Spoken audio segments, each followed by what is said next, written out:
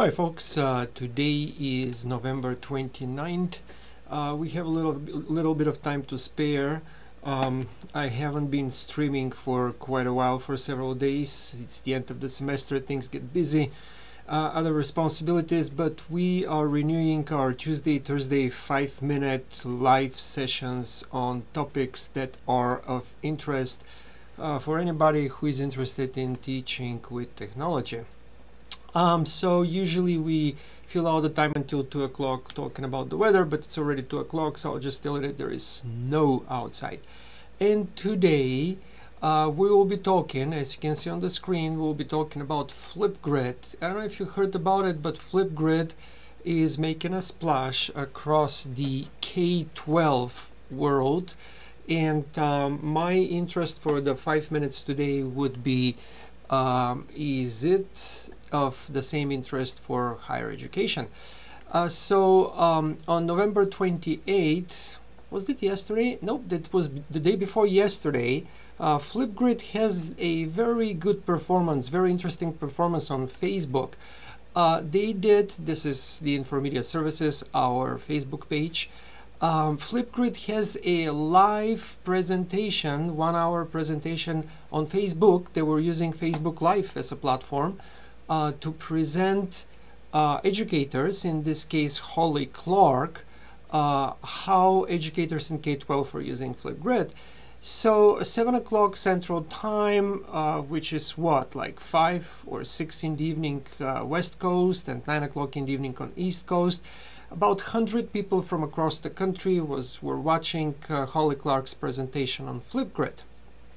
And FlipGrid, oh yeah, and the presentation is recorded. It's on Vimeo, so I can post also the link. The presentation here after we're done with this 5 minutes presentation, and you can actually see the entire presentation again, about 1 hour. Let me play a little bit actually. I'm super excited to talk to you about this today because there's some great examples coming up from both Adobe Spark and FlipGrid.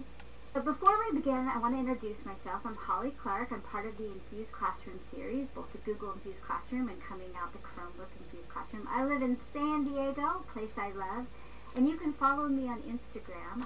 So yes, I forgot to mention, they were presenting not only FlipGrid but also Adobe Sparks, which is another interesting cloud-based application that makes repos in K-12. So again, if you want to listen to the whole presentation, I really encourage you to do so, because I won't be nearly as successful as this lady is in 1 hour talking in length about the pedagogical use of FlipGrid, not only about what FlipGrid is, but also how successfully one can use it with students. While I was listening to the presentation though, I started thinking, okay, what do we have here on campus or at MinSCU, at MinState, and how does it compare to FlipGrid? And the comparable tool that we have on campus is the St. Cloud State University MediaSpace. So anybody can sign into MediaSpace with their star ID, and I'm gonna do this. And once we're inside, MediaSpace is a potent tool. It allows us to record ourselves. You see that we can webcam record ourselves, and we can also webcam record ourselves plus screen catching the desktop that we're using, exactly as I'm doing it right now with a different software for this particular exercise. We can upload videos that we have, and we can channel them exactly like in YouTube. We can put them in channels. Long story short, MediaSpace is a potent tool. So why would I compare it to FlipGrid? FlipGrid doesn't allow you to capture the desktop. FlipGrid doesn't get embedded so conveniently in D2L, which is our course management software in MinState. So why would I compare it?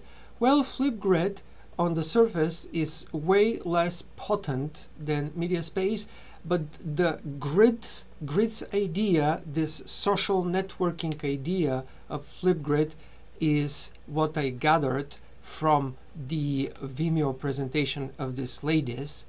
This is what makes it so successful in K-12. Kids love this networking ability, and to all honesty, with MediaSpace doesn't do that. So those are my very superficial impressions, but I would love to hear how do you see both FlipGrid and MediaSpace for being used in your educational process.